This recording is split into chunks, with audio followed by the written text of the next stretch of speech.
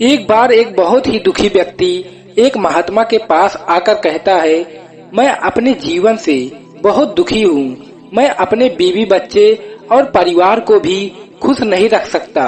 मैं अपने लिए भी कुछ नहीं कर पा रहा। कभी कभी तो मुझे अपनी जिंदगी को खत्म कर देने के भी ख्याल आते हैं। आप इतनी साधनाएं करते हैं, इतनी तपस्याएं करते हैं, क्या आप मुझे कोई ऐसा मार्ग बता सकते हैं जिससे मैं अपने बुरे वक्त से बाहर आ सकूं? मेरा बहुत बुरा समय चल रहा है। 2 वक्त की रोटी का इंतजाम करना भी मेरे लिए बहुत मुश्किल हो गया है। अब आप ही बताइए कि ऐसे वक्त में मैं जिंदा रहूं तो कैसे रहूं? कैसे अपने परिवार को खुश रखूं? कृपया करके कोई साधारण सा तरीका बताने का अनुकंपा करें ताकि मैं आसानी से समझ सकूं, क्योंकि मैं बहुत ज्यादा पढ़ा लिखा नहीं हूँ। अगर आप बड़ी बड़ी ज्ञान की बातें करेंगे तो शायद मैं कभी समझ भी नहीं पाऊंगा। ये सुनकर महात्मा ने मुस्कुराते हुए कहा कि तुम एक काम कर सकते हो मेरा। उसने सामने की तरफ इशारा करते हुए कहा कि उस ऊंचे पहाड़ी पर एक मंदिर है और उस मंदिर के पास चींटियों का एक घर है जहाँ पर हजारों चींटियां रहती हैं। तुम्हें सुनने में बड़ा अजीब लगेगा, लेकिन वो मंदिर चींटियां उस मंदिर के जमीन को खराब कर देती हैं, उस मिट्टी की उस उपजाऊ शक्ति को खत्म कर देती हैं, जिसके कारण वहां पर कोई भी पेड़ या कोई भी घास पनप नहीं पाती। तुम मेरा एक काम करो, उसके बाद मैं तुम्हें तुम्हारे सवालों के जवाब दूंगा। तुम 7 दिन तक रोज उस पहाड़ी पर जाओ और उस चींटियों के घर को तहस नहस कर दो, उसको तोड़ दो। जब भी तुम्हें चींटियों का घर दिखे मंदिर के आसपास तो उसे वहीं पर तहस नहस कर देना। लेकिन याद रहे, घर को तोड़ने में कोई भी चींटी मरनी नहीं चाहिए। इस बात को समझने का प्रयास करते हुए वो युवक वहां से चला गया। शायद उसको कुछ समझ में नहीं आया था कि महात्मा जी ऐसा क्यों करवा रहे हैं। वो तो उन चींटियों के ऊपर अन्याय कर रहे हैं, उनका घर तोड़वा रहे हैं, उन्हें नुकसान पहुंचा रहे हैं। आखिर कौन महात्मा ऐसा करेगा? लेकिन फिर भी वो उन महात्मा की बात मानते हुए वो अगले दिन से ही पहाड़ी पर जाना शुरू कर देता है। जब वो पहले दिन पहाड़ी पर पहुंचता है तो देखता है बहुत सारी चींटियां अपना खाना जुटाने में लगी हैं। सारी चींटियां कतार से चल रही थी और अनाज के छोटे छोटे कण उठाकर अपने घर में जमा कर रही थी। ये देखकर पहले तो उस युवक का मन कमजोर पड़ गया। उसने सोचा, ये इतनी मेहनत करके अपना घर भर रही हैं और मैं इनके घर को तबाह कर दूंगा तो उनको कितना बुरा लगेगा। लेकिन फिर उसने उस महात्मा की बात याद करते हुए उस घर को तोड़ना शुरू कर दिया। जल्द ही चींटियों में हाहाकार मच गया। वो इधर उधर दौड़ने लगी। अभी तक जो कतार में चल रही थी अब वो बिखर गई और वो इधर उधर अपना जान बचाने के लिए भागने लगी। थोड़ी देर में घर टूट गया और सारी चींटियां इधर उधर छुपने के लिए भाग चुकी थी। ये करने के बाद वो युवक दुखी मन से अपने घर वापस लौट आया। उसका मन परेशान था, दुखी था, पश्चाताप से भरा हुआ था। फिर उसने अपने बिस्तर में रात में ही लेटे लेटे सोचा कि अब तो उन चींटियों का घर तबाह हो चुका है। अब वहां पर वापस जाने का क्या प्रयोजन है? अब क्या फायदा होगा? क्योंकि चींटियों का घर तहस नहस करने के लिए महात्मा जी ने ही कहा था, जो मैं कर चुका हूँ। लेकिन फिर कुछ सोचकर उसने फिर से कल को जाने का निश्चय किया और अगले दिन सुबह सुबह उठकर वो वापस उसी पहाड़ी पर पहुंच जाता है।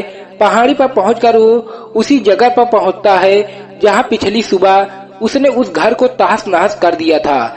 लेकिन वो ये देखकर चौंक जाता है कि उन चींटियों ने फिर से अपना उसी घर उसी जगह पर बना लिया था और फिर से अपने घर के लिए सामान इकट्ठा करने के लिए जुटी हुई थी। आदमी को देखकर लगा कि ये चींटियां कितनी मूर्ख हैं। इनको पता है कि कल ही इनका घर इसी जगह पर तबाह किया गया है और उसी जगह पर उन्होंने अपना नया घर भी बना लिया। और ये सोचकर वो आदमी हंसने को हुआ। लेकिन महात्मा की बात याद करते हुए उसने उन चींटियों का घर फिर से तबाह करना शुरू कर दिया। फिर से उन चींटियों में हलचल मच गई और थोड़ी देर में वो चींटियां अपनी जान बचाने के लिए इधर उधर भागने लगी। कुछ ही देर में उनका घर फिर से नष्ट हो गया और वो युवक थोड़ा संतोष के भाव से कि इस बार तो मैंने अच्छी तरह से उस घर को तबाह कर दिया है, अब तो वो चींटियां अपना घर यहाँ तो बना ही नहीं पाएंगी। इसीलिए जाने से पहले उसने उस घर पर ठंडा पानी भी डाल दिया ताकि चींटियां वहाँ पर अपना घर ना बना सकें। और इस तरह अपना कर्म पूरा करके वो युवक फिर से अपने घर लौट आया। आज रात में सोते वक्त फिर से वो इंसान यही सोच रहा था कि क्या महात्मा ये सही काम करवा रहे हैं? क्या किसी के घर को तबाह करना किसी सिद्ध पुरुष को शोभा देता है? क्या पता वो महात्मा सिद्ध पुरुष हो ही ना? क्या होगा अगर वो मुझे बेवकूफ बना रहे हों? लेकिन फिर उसने निश्चय किया कि मैं अपने काम को पहले पूरा कर लेता हूँ, उसके बाद ही पता चलेगा कि महात्मा मुझसे ऐसा क्यों करवा रहे थे।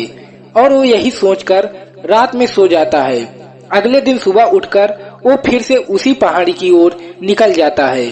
पहाड़ी पर पहुंचकर वो उसी जगह पर पहुंचकर जहां पर उसने उनके घर को तबाह कर दिया था, और वो ये देखकर खुश हो जाता है कि वहां पर कोई भी घर नहीं था। सारी चींटियां वहां से भाग चुकी थी। अब उसने सोचा कि अब मेरा रोज रोज आने का क्या प्रयोजन। चींटियां तो अपना घर बदल चुकी हैं और महात्मा जी ने मुझे 7 दिन आने के लिए कहा था, लेकिन आज तो तीसरा ही दिन है। अब बाकी 4 दिन वापस आने का क्या प्रयोजन। और यही सोचकर उसने निश्चय किया कि वो वहां से सीधा महात्मा के पास जाएगा और उनको ये सारी खबर बता देगा। जब वो उस पहाड़ी से मुड़कर उस पहाड़ी से उस कुटिया की तरफ जाने लगा तो उसने देखा तो अचानक उसकी नजर एक और घरौंदे पर पड़ी जो कि चींटियों का ही बनाया हुआ था। मतलब कि वो घरौंदा चींटियों ने ही बनाया था और अब वो चींटियां नए घर में वास कर चुकी थी। ये नया घर उनके पुराने घर से थोड़ी ही दूरी पर था और जब उस युवक की नजर उस घरौंदे पर पड़ी तो उसने सोचा कि शायद महात्मा को पता था कि ये चींटियां अपना घर ये जगह बदलकर किसी दूसरी जगह पर बना लेगी, इसीलिए उन्होंने मुझे 7 दिन आने के लिए कहा था। और ये विचार करके उसका नया घर भी तोड़ने के लिए वहां पहुंच जाता है। जब वो वहां पहुंचा तो चींटियां उसी तरह अपने कार्य में लगी हुई थी। वो अपने लिए खाना इकट्ठा कर रही थी और अपने घर में जमा कर जा रही थी। जो पुराना घर टूटा था वहां भी अनाज के कुछ कण बचे हुए थे और चींटियां वहां से भी अनाज इकट्ठा करके वापस अपने नए घर में वापस ला रही थी। अब यहाँ फिर से युवक का मन थोड़ा कमजोर पड़ गया, क्योंकि वो खुद भी कमजोर था, खुद भी वक्त का मारा हुआ था। इसीलिए उसके मन में उन चींटियों के प्रति दया का भाव उमड़ रहा था। उनके ऊपर उसे दया आ रही थी। वो चाहता था कि उनकी मदद करे, लेकिन वो उल्टा उनको नुकसान पहुंचा रहा था।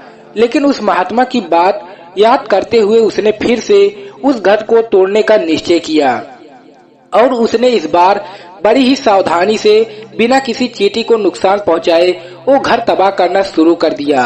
वक्त थोड़ा ज्यादा लगा, क्योंकि किसी भी चींटी को नुकसान न पहुंचाने की शर्त महात्मा ने पहले ही रखी थी। इसीलिए उसको बड़ी सावधानी के साथ उन घरों को तबाह करना था। लेकिन आखिरकार उसने उस घर को तबाह कर दिया और उस घर को तबाह करने के बाद वो बड़े ही दुखी मन से, इस बार वो पहले से भी ज्यादा दुखी था, क्योंकि उसने उसका नया घर भी तोड़ दिया था। उन चींटियों को बसने ही नहीं दे रहा था और वो अपने आप को शैतान या दानव समझने लगा था। लेकिन फिर भी उस महात्मा की बात मानते हुए वो अपने घर पर दुखी मन से वापस आ गया। रात में सोने से पहले एक बार उसने फिर से सोचा कि मैं इतना बड़ा शैतान हूँ, कितना बड़ा दानव हूँ। पुराना घर तो छोड़ो, मैं उन चींटियों को कहीं भी बसने के लिए कोई जगह नहीं दे पा रहा हूँ।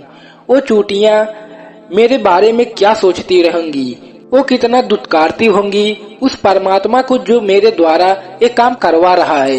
लेकिन फिर भी उसने अगले दिन जाने का निश्चय किया और अगले दिन सुबह सुबह फिर से वो वहां पे पहुंच गया। वो ये देखकर फिर से आश्चर्यचकित रह जाता है कि इस बार चींटियां ने एक नई जगह पर एक और नया घर अपना बना लिया था। वो पहले से भी ज्यादा ऊर्जा के साथ काम कर रही थी और उन्होंने एक रात में पहले से भी बड़ा घर बना लिया था और वो फिर से अपना खाना और अनाज इकट्ठा करने में जुटी हुई थी। ये देखकर उस आदमी को लगा कि ये चींटियां किस मिट्टी की बनी हुई हैं। मैं इनको बार बार यहाँ से भगाने की कोशिश कर रहा हूँ और ये वहीं पर अपना घर बना लेती हैं। इनको पता नहीं है कि मैं इन्हें यहाँ पर कभी भी बसने नहीं दूंगा। ये चींटी हैं, दिखने में इतनी छोटी हैं, लेकिन फिर भी ये मुझसे हार नहीं मार रही। बड़ी ताजुब की बात है। और इस बार उसने बड़े गुस्से से उस घर को तहस नहस करना शुरू कर दिया। लेकिन इस बार तहस नहस करते हुए कुछ चींटियां वहीं पर मर गई, उसके पैरों तले कुचल गई। कुचलने के बाद जब वो अपने अहंकार से बाहर आया तो उसने देखा कि गुस्से में उसने उन चींटियों को कितनी क्षति पहुंचा दी। उसका मन पश्चाताप से भर गया और वो रोता हुआ अपने घर की तरफ बढ़ गया। रात में सोते वक्त उसने सोचा कि मैं उन चींटियों पर बहुत ज्यादा अत्याचार कर रहा हूँ, अब इससे ज्यादा अत्याचार मैं नहीं कर पाऊंगा। और यही सोचकर वो अगले दिन उन चींटियों के लिए अपने घर से थोड़ा आटा लेकर उसी पहाड़ी पर पहुंच जाता है।